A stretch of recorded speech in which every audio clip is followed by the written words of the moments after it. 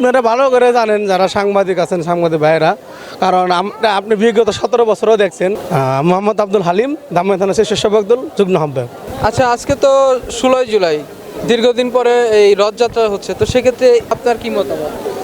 আমার মতামত, 400 বছরের ঐতিহ্য এই রথমেলা আমাদের ধামরাইয়ের গর্ব। এটা এশিয়া মহাদেশের মোটামুটি বৃহত্তম দ্বিতীয় রথমেলা আমাদের এই ধামরাই রথমেলা। ওই হিসাব করে আমাদের হিন্দু ধর্ম যে আমাদের যা আছে ধামরাই, তারা খুব উৎসবভাবে এই অনুষ্ঠানটা পালন করে এবং পাশাপাশি আমাদের মুসলমানরাও তাদের সহযোগিতা করে এবং আইনশৃঙ্খলা বাহিনী যারা আছেন ভাইয়েরা, তারা আমাদের ব্যাপক সাপোর্ট দিয়ে রাখছে। দেখেন প্রত্যেকটা জায়গায় আমাদের মোড়ে মোড়ে বা পুলিশ এবং বিজিবি এবং আনসার বাহিনী এবং সেনাবাহিনী সহ সকল বাহিনী আমাদের এখানে আছেন, তৎপরতা আছেন যে এটা যেন রথমেলা যেন সুন্দর শৃঙ্খলভাবে আমাদের এই রথকে যেন উদযাপন করতে পারে আমাদের এই ভাইয়েরা, হিন্দু ভাইয়েরা।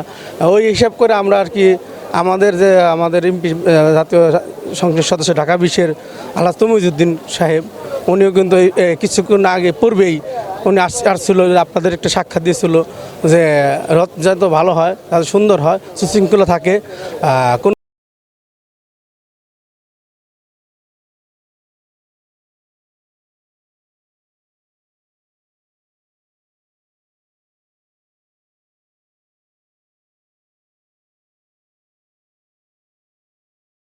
থাকি এবং সবার সাথে থেকে যেন আমরা এই রথমেলাকে সুশৃঙ্খলভাবে সুন্দরভাবে যেন পালন করতে পারি, এই আশা ব্যক্ত করছেন আমাদের মাননীয় সংসদ সদস্য। আচ্ছা, আরেকটা বিষয়, এবার আইন শৃঙ্খলা কিংবা অন্যান্য দিক দিয়ে আপনার কেমন মনে হচ্ছে? আগে থেকে কি পরিবর্তন আছে? হ্যাঁ, আপনারা ভালো করে জানেন যারা সাংবাদিক আছেন, সাংবাদিক ভাইয়েরা, কারণ আপনি বিগত 17 বছরও দেখছেন। আর বিশেষ করে 2 বছর আমাদের অন্ধ্রপ্রদেশ সরকার ডক্টর ইউনূস সাহেব চালাইছেন, তখনও দেখছেন।